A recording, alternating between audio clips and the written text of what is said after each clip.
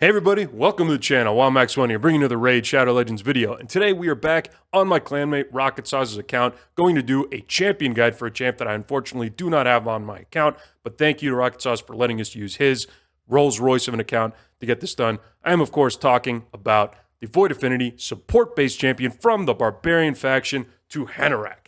Today I'll be breaking down her whole kit. I'll be showing you how to use her for maximum effectiveness in all content. And finally, we're going to be doing an arena and Doom Tower hard showcase. So with that, let's jump right in. So Tuhanarak was released in July of 2021, and since then has been an incredible support. She is a Void Legendary, so a little bit harder to obtain. But since the filming of this video, there has been a promo code for new players, Desert Queen, to get your hands on Tuhanarak. She's definitely worthy of a new player promo code, definitely a champion that is able to carry new accounts and late game ones as well. She has an incredible kit for PvE, especially in places like Hydra and in wave-based content, and can still be used for the arena. So with that, let's check out her kit and see what makes her so special.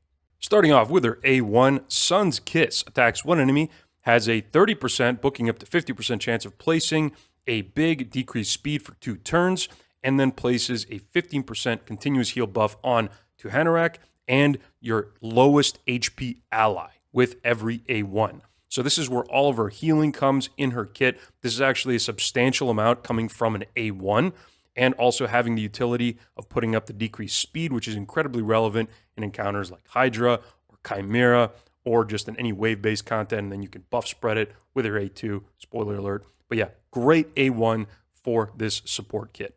Moving on now to her A2, Radiant Suffering. Attacks one enemy, has a 75, booking up to 100% chance of placing a decrease attack and a block buffs for 2 turns. Then, following that attack, applies a debuff spread effect, taking 2 random debuffs from that target and placing it on all other enemies. It's 4-turn, booking down to a 3-turn cooldown. So if this was a full buff spread effect, this would be probably more in line with today's champions. She has been power crept a little bit in that sense, but this is still an incredibly powerful A2. This on its own is able to buff spread everything that it applies with the block buffs and the decreased attack. Very relevant in Hydra, very relevant in wave-based content, and potentially very disruptive in arena as well. Great A2. On her A3, Desert Fitness places a big increased defense and increased speed buff on all allies for 2 turns. 5-turn booking down to a 3-turn cooldown. What can you say about it? Really solid buff ability, increased speed, relevant everywhere, increased defense, great for your team, and she is also a defense-based champ if you do decide to build her as a nuker. Finally, looking at her passive, Inviolable removes 1 random debuff from all allies at the start of each turn. That's each of her turns, to be clear, and then removes 2 random debuffs instead from allies that are under continuous heal buffs. So she does apply 1 continuous heal buff per A1 for allies, and then 1 for herself, obviously. So she's going to be cleansing herself from 2 debuffs, assuming that she has 1 running, and then 1 other ally for 2 as well. But having this cleanse come out every one of her turns means if you're building her fast, if you're building her in something like Relentless gear, where she's going to be getting a lot more turns, then this becomes an incredibly powerful passive cleanse for your entire team. And finally, let's take a look at that aura. 70 accuracy in all battles. Might seem a little strange to see a support champion with an accuracy aura, but she is actually somebody that is going to require accuracy to get the most out of her kit. She's going to need it to be placing that decreased speed, and she's going to need it for her other debuffs and buff spread as well. And now let's take a look at her total stats. So 21.6k HP, very solid for a support champion. Attack doesn't matter on her. She is a defense-based champion, and her defense is actually very solid at almost 1,300. So with this HP and defense base, you will have no trouble keeping Tuhanarak alive. 106 speed, not as fast as some of the other supports out there, your Elvas, your Marichkas, but still very, very good, and the rest is pretty standard. So when are you going to be building your Tuhanarak? You already know you're going to need accuracy for the A1 and A2 to land, so make sure you have enough accuracy for whatever content you're running. Make her fast as possible. The faster she is, the more turns she's taking, and the more debuffs she's going to be cleansing from your allies and from herself. And then the rest pour into maybe a little bit of HP, and the rest into defense, as she is a defense-based champion, and it's all about effective HP anyway, so she will be taking less damage from those hits with higher defense. Depending on how you're building her, you can also choose to go for resistance, but she becomes a very stat-hungry champion if you are going to be going for a resistance build on her. Maybe you do want to build her as a mischief tank.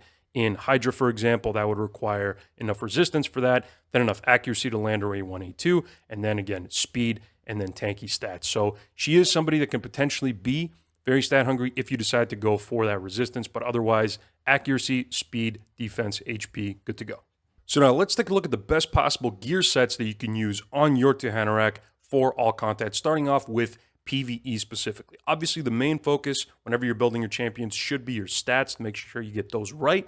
But if you have the pick of any sets that you want, let's talk about the best ones you can use. And one of those is going to be protection. Protection gives you an opportunity to have your buffs be protected. That's incredibly relevant when it comes to encounters like Hydra or Chimera, where your buffs could be stolen or stripped. And you're going to be giving your allies 3 distinct buffs in that increased speed, increased defense, and the continuous heal off for A1, all of which can boost allies' damage by 5%. So that's 15% potentially damage boost to your allies. Incredibly powerful set. Now, in case you can't put together a 9-piece protection set, don't worry about it. There's a lot of other really good sets that you can be using on your Tuhanarak. Up there with protection is going to be a more easily acquired set, and that is Relentless. I think between these two, you probably have the best 2 PvE sets for Tuhanarak. Relentless is going to synergize perfectly with her passive, where it's going to mean more cleanses every time that she's going to be getting a turn, and anytime she can be using more A2s or A3s or even A1s, it's going to be great for your whole squad. Now, in addition to Relentless and Protection, I also wanted to call out Guardian. Really great set, gives you a self-heal every turn and a chance to absorb damage for your allies, and also Bolster. Same reason, you have the self-heal every turn, really good, and it also gives you a shield, really great for any kind of encounters where you're expecting a lot of upfront burst. Both of these are really good, and I know what you might say is that, hey, she has some healing on her kit already, why do I need more for her? While it is true she does bring some healing, especially for herself on her A1, the fact is that you're going to be wanting her to use her A2s and A3s whenever they're off cooldown. So you're not going to be doing as many A1s as you might think during an encounter. So for that reason, especially in very difficult encounters where you're expecting a lot of damage to be going out, it is nice to have some self-heals coming in for Tuhanarak just to make sure that she stays alive and can continually keep cleansing and boosting up your team.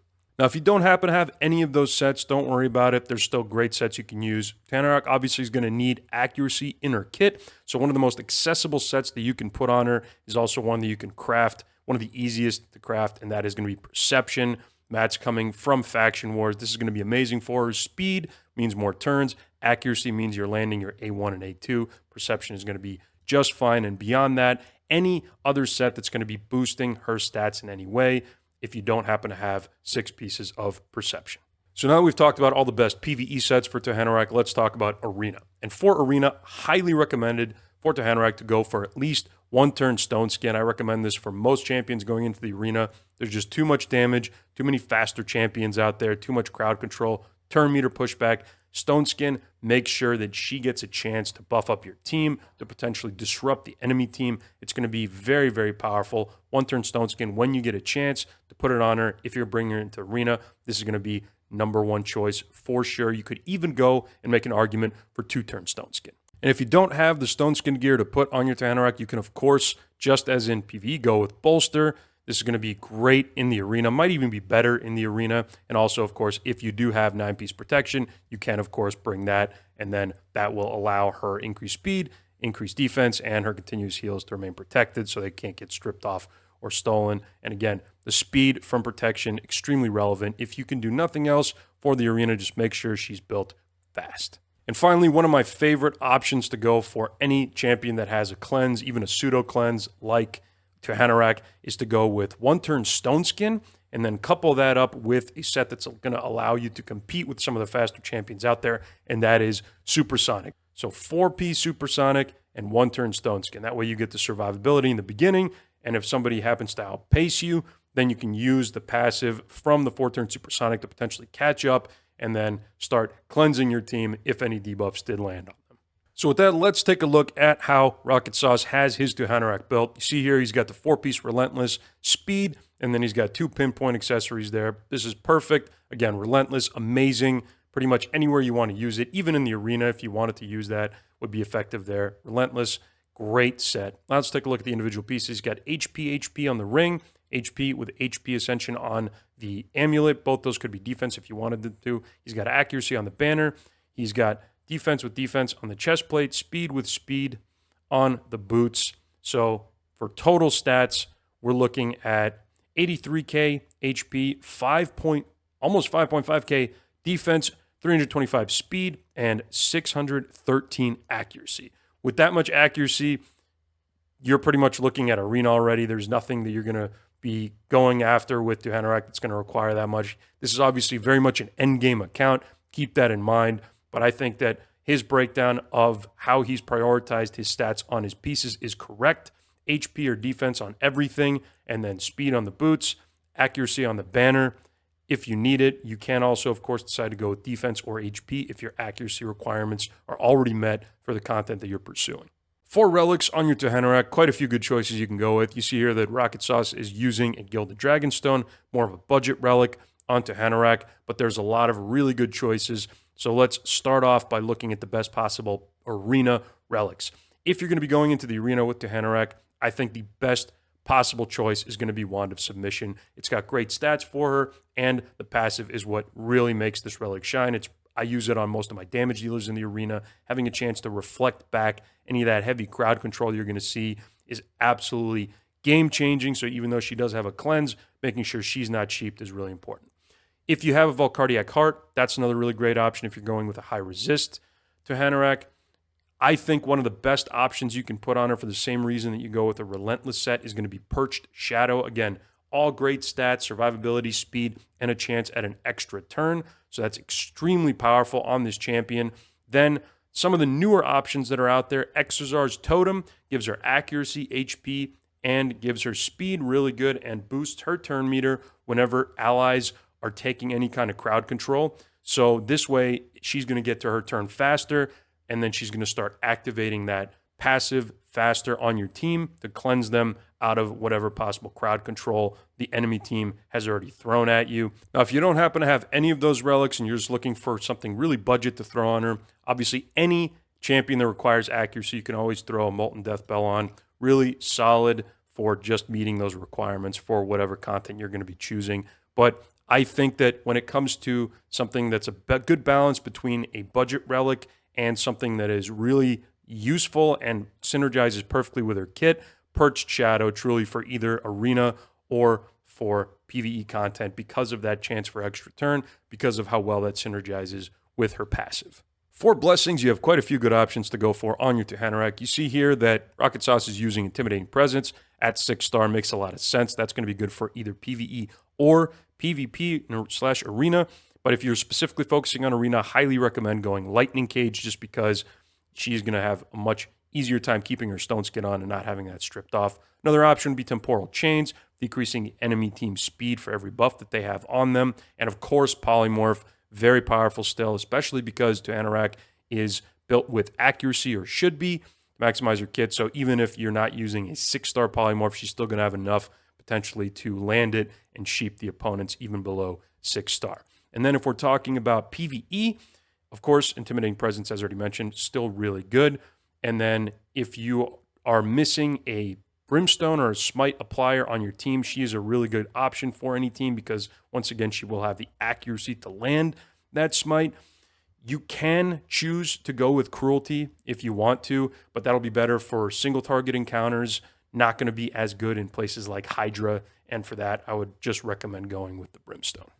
And finally, to round out the build, let's take a look at the ideal masteries for Tuhanarak. So you see here that Rocket Sauce has decided to go down the support tree primary, ending up with Timely Intervention. This is usually really good on revivers because it gives them a chance to come and save the ally. But Tuhanarak, I guess you'd be getting some benefit from her being able to activate her passive upon her turn, potentially cleanse your team. If you're going to the arena, instead of Timely Intervention, you could take Eagle Eye. Once again, you're going to want the most possible accuracy there just to make sure you're landing those block debuffs and spreading any kind of debilitating or disrupting buffs. For PvE, War Master I think would be a little bit more useful than Timely Intervention just because you're getting a little bit more damage out of it.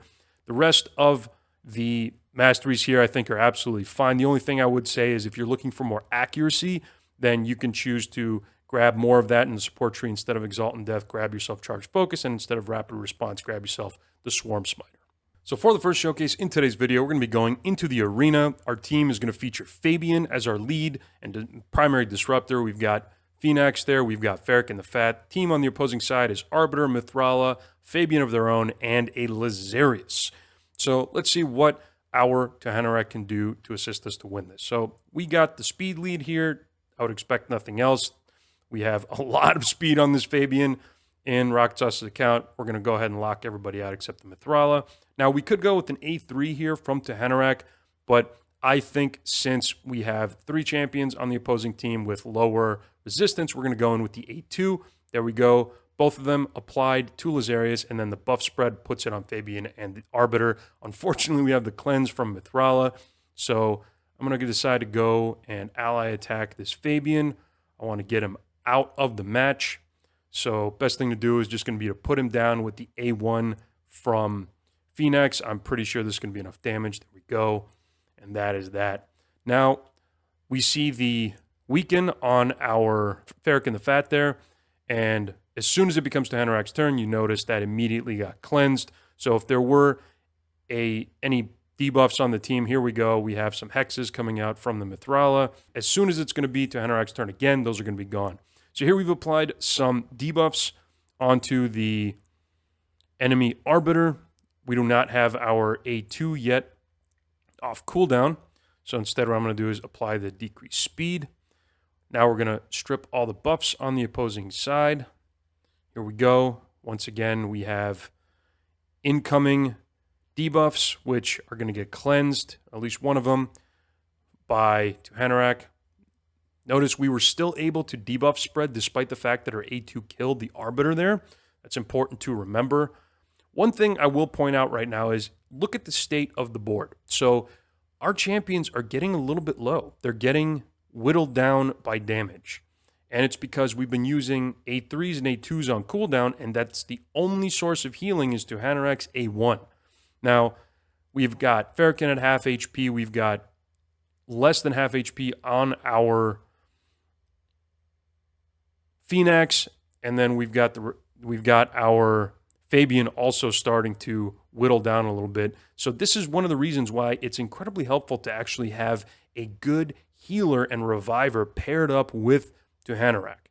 So Tuhanarak brings a lot to a team, but really important to remember that she's not a one-stop shop for all your support needs. So pairing Tuhanarak up with somebody like an Arbiter, for example. So Arbiter brings you a turn meter boost, a heal, and a revive. That heal helps the team as well since it's a nice AoE heal. So Tuhanarak's heal can just act as a supplementary heal as opposed to the main heal for the team. Then Arbiter's kit is missing, crucially, increased speed, increased defense. It's missing a cleanse. All those things Tuhanarak brings to the kit along with additional disruption. So these two are actually a perfect match. So if you do end up choosing Tuhanarak as your new player promo code champion, just know that when you get Arbiter, you're going to have a great 1-2 punch for supports. So for our second arena showcase in today's video, I've substituted Galathir in for Ferric and the Fat just because Tuhanarak, as I already mentioned, needs somebody that can revive and bring more reliable AoE heals for the team in order to shine. So here we have Galathir. I'm only going to use his heal or his revive when necessary. So for now, we go in with our Fabian faster. We have some lockout coming in there. Now we're going to A2 the Empress here. We have spread some of the debuffs over to Marichka and to Pythion.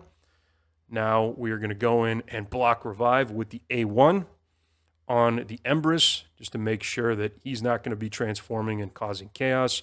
Notice again here, we have Fabian losing health. We have Tuhanarak missing some HP now. We've got damage coming in.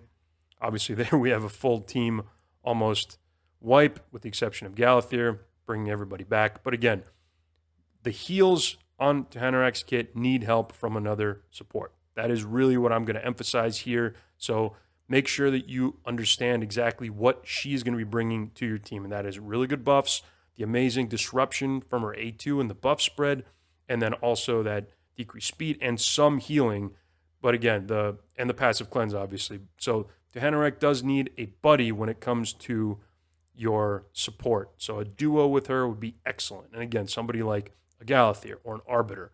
Perfect complement, perfect match. Let's go ahead with our Phoenix and put down the Heffrack, make sure he's not coming back. There we go. Now we have Pythion also revive blocked. Here we go. Should be over in just another second. And there we go. So as we saw there, Phoenix absolutely putting work in this one.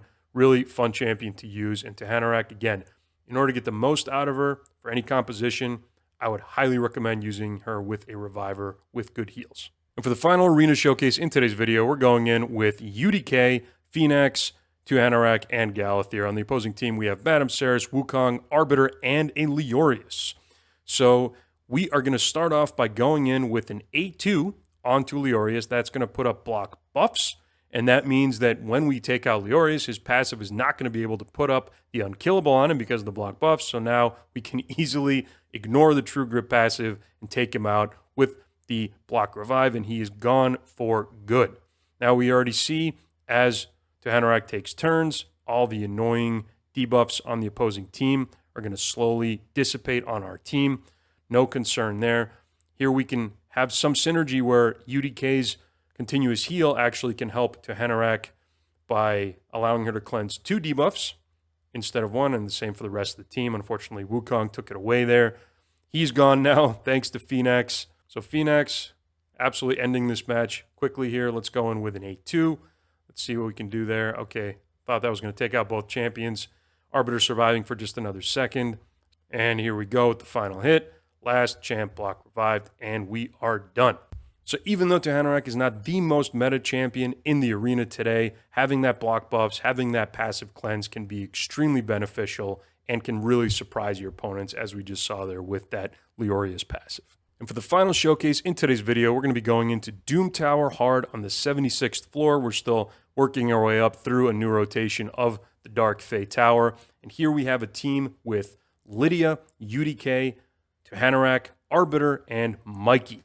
Mikey being our only damage dealer here. But here's the perfect combo that we were just talking about from the arena. We have Tuhanarak there who's applying buffs, who's spreading debuffs. We actually have a little duo of debuff spread here between Mikey and Tuhanarak.